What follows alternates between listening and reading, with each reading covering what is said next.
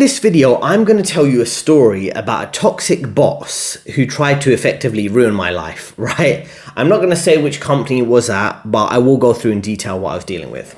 I started this job working at a top investment bank on a sales and trading floor. And this manager that I was dealing with was quite awkward. He was quite passive aggressive.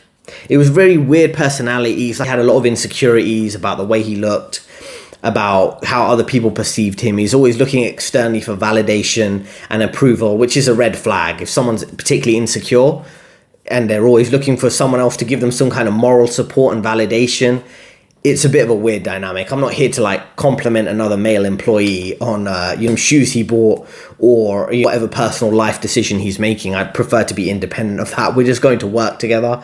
I'm not here to be your moral support if you have some kind of weird insecurity issue. So that was the first thing. I just started this new job dealing with this type of insecure manager, always looking for attention, always looking for people to respect him, bow down to him, agree with him, be his friend. And co-workers are not your friends. You're not here to provide moral support for them. You can be professional and nice and a bit friendly, but beyond that, you're not really here to listen to their relationship drama, listen to their political views, listen to everything they did on the weekend and what their future life plans are. Beyond a little bit of that, it's not really your duty to get involved in that.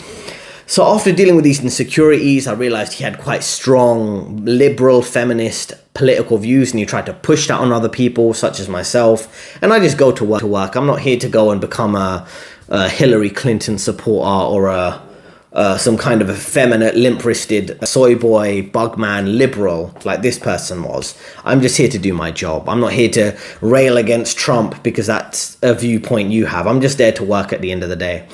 So I didn't get dragged into his personal life. I didn't get dragged into his political views. But because I was directly junior than him, and it was like a two-person team within a broader team, he expected me to kind of be a mini-me for him, to be some kind of, I don't know what the word would be, right? But be like a kind of, like a backup singer for him. You have a main singer and a backup singer. Wanted me to kind of be his support system. And I'm just here to do my job. I'm not here to be your psychological support system, your political view agreeer. I'm just there to work, right? And he would always be super politically correct in his view and liberal and so on, but he'd make little disparaging comments. We went to a team event. It was a team picnic, and he described me as a cheap Indian hired to do his job, which is kind of weird when you do hear this type of language from liberals who supposedly love diversity and equality, but they'll throw you under the bus the moment it benefits them or the moment they feel insecure or passive aggressive. And this person was incredibly passive aggressive. He'd make fun of my name. He'd make fun of my religious beliefs, which I won't get into in camera. And I didn't make a big deal about this. I'm not at work lecturing people about what I believe in my religion or my politics or my view on gender relations. But this is something people would really ram down your throat if you don't agree with liberalism and feminism, and they'll scapegoat you and go and gossip about you to others, and loudly on the trading floor where I was working at this major investment bank, try to act like, oh, if you don't agree with the extreme feminism, you're a misogynist. If you don't pander and get involved in, everyone in finance go on skiing trips. If you don't, like me, you're a bit weird, you're antisocial. If you don't go for drinks after work, you're antisocial, you're not part of the team. You work to work. You don't go to work to suck up to people. And unfortunately, in this office politics and nepotistic type of environment, you have all these people who are succeeding based on not their competency, but how much they suck up to senior management and agree to politics and things like that, liberal politics, office politics and things like that. So I just wasn't someone who would do that. And I think when they realized I'm not going to play the game in that sense beyond letting my hard work, my ability to be competent at the job speak for itself, it's they want you to play the game, otherwise they try to get rid of you. And I dealt with this for many months, many occasions where I'm doing my job and he's not giving clear instructions, he's swearing at me, he's trying to put me down in front of others. And I had enough, and I went to the manager above and I said, this is what's going on. And the manager above, unpredictable behavior, was just you're making a big deal about nothing, put the blame on me, told me to manage my manager. And it's I'm dealing with someone who's literally making racist remarks, literally swearing at me, insulting me, demeaning me, gossiping about me to other co-workers in a negative way. And I'm just trying to do my job.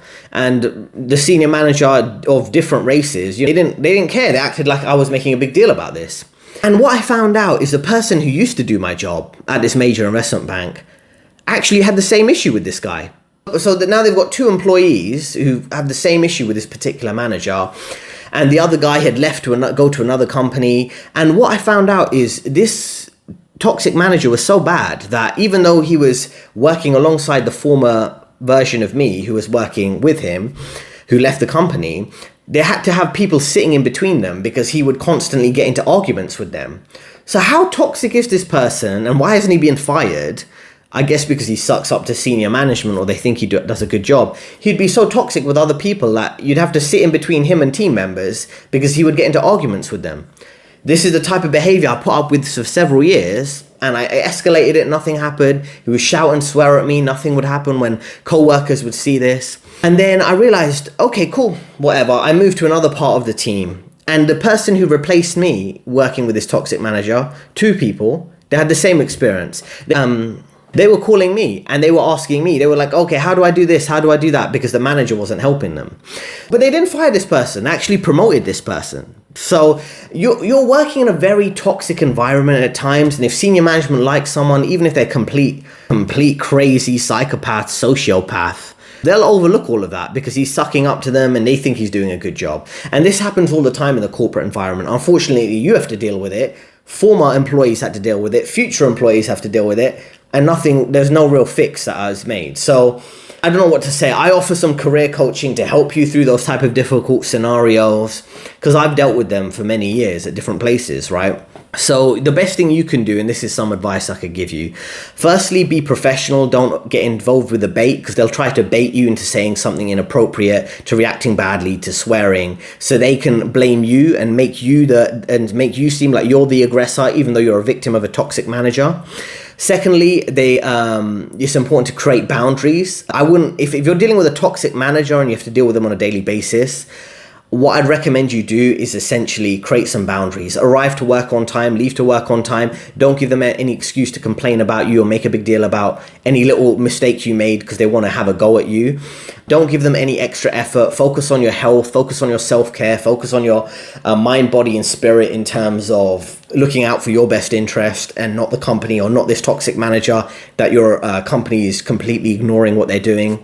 So again, I said, be professional there, avoid debate, create healthy boundaries, and then seek support. It might be family and friends. You might want to talk to family and friends. You might want to talk to other co-workers. Typically, I wouldn't advise that because they could be plotting against you. You might want to go to HR or employee relations. Again, they might help you temporarily, but they're going to look out for the senior management over you. So your best option is to consider other job opportunities. But seek whatever support system, like say maybe leaving on time and then spending your evening with friends and family so you're not around toxic people all the time because you have to deal with this crazy toxic manager. Another thing would be to consider quiet quitting or sick leave. Quiet quitting is where you'd essentially put in less effort at work until they fire you or you find another job. So quiet quitting is an option. It's become very popular because many people are getting fed up of these type of toxic work environments. I didn't quiet quit, but I actually worked hard naively thinking it would pay off at some point, but it didn't. And I just left in the end. But you can consider quiet quitting. Another option is to consider sick leave. If things are really impacting your mental health, your physical health, consider sick leave. In that situation, I didn't. As I said, I just kept working hard. I effectively burnt myself out trying to work hard for a company that was seeing me as completely disposable compared to this toxic person. You should consider sick leave and long-term sick leave. Firstly, you don't have to ask HR. Just make sure you can get the sick policy from HR, from employee relations, and say, I just want to read through it and understand what's going on in terms of the rules there. Go and speak with a doctor, understand the local rules and regulations. How long could you get sick leave for? How long is it funded by the company? How long is it funded by you? Maybe you can get a month, 2, 3, 4, 6 months or more fully paid sick leave. And then you can focus on your own health and your own well-being and finding another job and getting the hell out of that company. And lastly, again, the way this is heading and the way it headed for me and for others is just find a new job. Go on a job search, find maybe an easier job, find a less toxic work environment, maybe a more laid back, smaller company, and understand this is just a common theme. It's not your fault, even though you're going to be scapegoat, labeled. You're going to have to deal with never ending gaslighting. People, co-workers are going to ignore it when your manager is being racist or swearing at you, being toxic. The managers you escalated to, HR, employee relations, you're going to have to deal with all this type of behavior. And then in the end, your best option is to leave. And if you can pursue legal options, I would consider that. Depending on the country you're living in, depending on your circumstances, you could report someone who is particularly verbally abusive, that they're engaging in harassment. There are laws against that, so you can maybe reach out to legal contacts if you want to sue the company. Because really, there needs to be some accountability. There's no accountability for these type of people, and I really recommend that you consider your options there, right? If you want to hold people accountable for what they're doing. Because I think this is kind of a common theme. It's way more common than people want to admit. So there you go. I hope you found my personal experience quite helpful and relatable there. So if you're going through that, I hope I can help through my career coaching service. And there are 2 recommended videos on your screen right now, a free ebook in the description, and I'll see you next time.